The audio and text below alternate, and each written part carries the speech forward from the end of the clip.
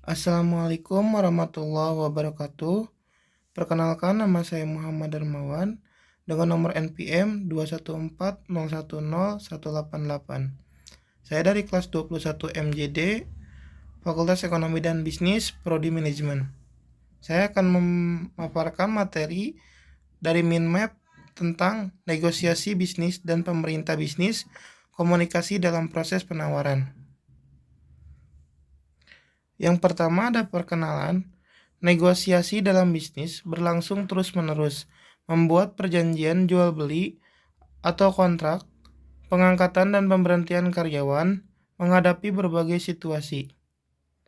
Kedua, ada negosiasi bisnis dan pertemuan bisnis dalam sistem komunikasi.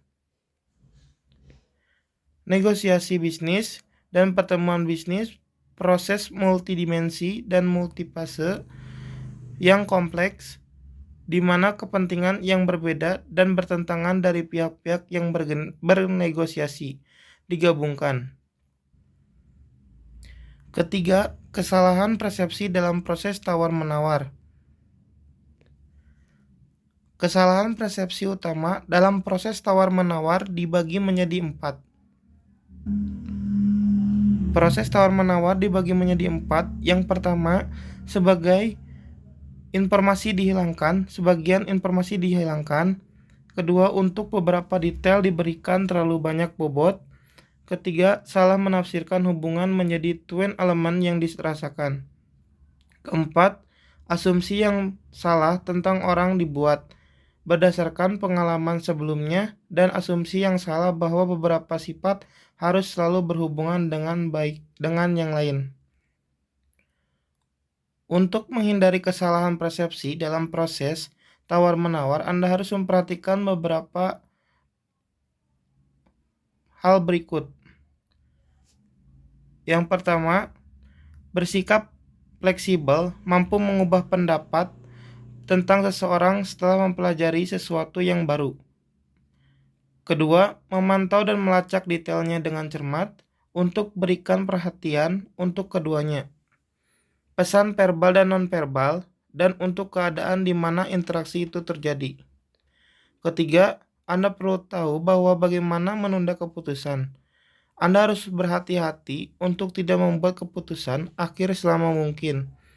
Anda perlu mengumpulkan lebih banyak informasi berbasis luas dan mempertimbangkan bagaimana Anda harus menanggapinya. Keempat, Anda harus menghabiskan waktu untuk mengumpulkan tambahan informasi yang akan membantu menciptakan opini yang lebih objektif.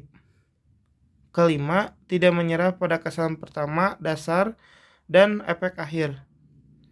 Keenam, mencoba untuk berempati, untuk melihat situasi melalui mata orang lain, untuk memahami posisinya. Poin keempat, aspek emosional dari tawar-menawar. Aspek emosional komunikasi tidak dapat dilupakan setiap saat dalam negosiasi bisnis dan pertemuan bisnis. Ada 3 fase empati. Yang pertama, pemahaman perasaan orang lain, keadaan emosional. Kedua, melewati perasaan orang lain. Ketiga, transmisi rasa dalam berbagai bentuk ekspresi. Poin kelima, komunikasi verbal dalam proses tawar-menawar. Komunikasi manusia terjadi dalam berbagai bentuk yang verbal dan non-verbal. Fungsi utama komunikasi verbal adalah informasi, pengalihan informasi, ide, surat niat. Kedua, kampanye, promosi atau permintaan. Ketiga, emosional atau perasaan. Poin 2, menurut proses negosiasi, isi komunikasi dapat dibedakan menjadi 5 cara utama komunikasi verbal. Yang pertama, komunikasi interpretatif.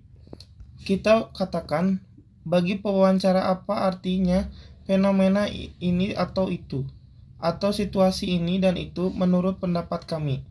Kedua, dalam hal komunikasi pemeliharaan kami berusaha menunjukkan kepada orang lain bahwa kami mengharapkan yang baik dan berusaha membantu. Ketiga, meneliti komunikasi itu berjuang untuk mendapatkan lebih banyak informasi tentang pewawancara, pendengar, mitra negosiasi. Keempat, saling pengertian itu adalah komunikasi. Seperti itu, nikastion ketika kita mencoba untuk lebih memahami apa yang orang lain katakan atau rasakan. Kelima, komunikasi evaluasi. Berarti bahwa kami mencoba mengevaluasi pembicaraan tentang orang, benda, fenomena, situasi apapun dan menempatkan ke dalam kategori tertentu. Alasan utama mengapa komunikasi nonverbal selalu menarik perhatian khusus di kalangan ilmuwan dan dalam berkomunikasi dalam kehidupan sehari-hari. A. Bahasa nonverbal lebih universal. Kedua, bahasa nonverbal lebih meyakinkan. Ketiga, menegaskan apa yang diungkapkan oleh seorang rekan kata-kata. Keempat, memberikan informasi tentang emosional keadaan peserta. Kelima, menunjukkan evolusi keadaan emosi selama komunikasi. Keenam, sangat ditentukan oleh kesan pertama. Poin 6, komunikasi nonverbal dalam tawar-menawar proses tawar-menawar. Alasan utama mengapa komunikasi nonverbal selalu menarik perhatian khusus di kalangan ilmuwan dan dalam kehidupan sehari-hari berkomunikasi. Yang pertama, bahasa nonverbal lebih universal. Anda mungkin tidak tahu bahwa bahasa lain atau secara umum tidak berbicara, tetapi dengan bantuan bahasa tubuh, Anda dapat menjelaskan bahwa Anda lapar, terluka, atau bahkan menanyakan arah.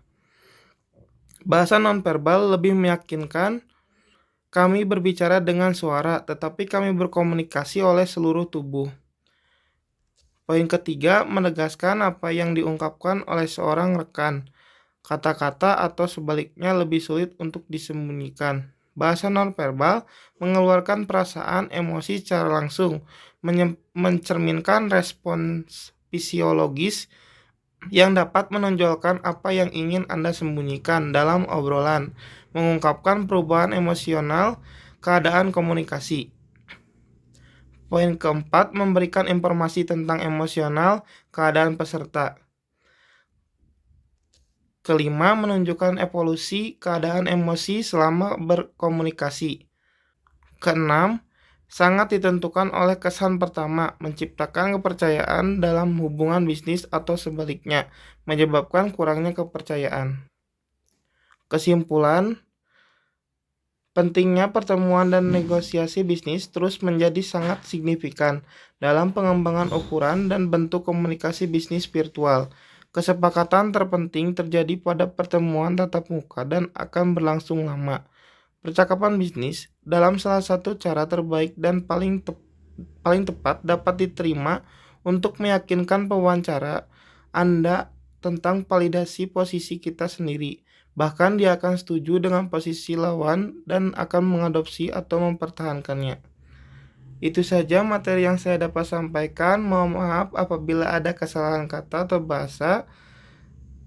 Sekian dan terima kasih. Wassalamualaikum warahmatullahi wabarakatuh.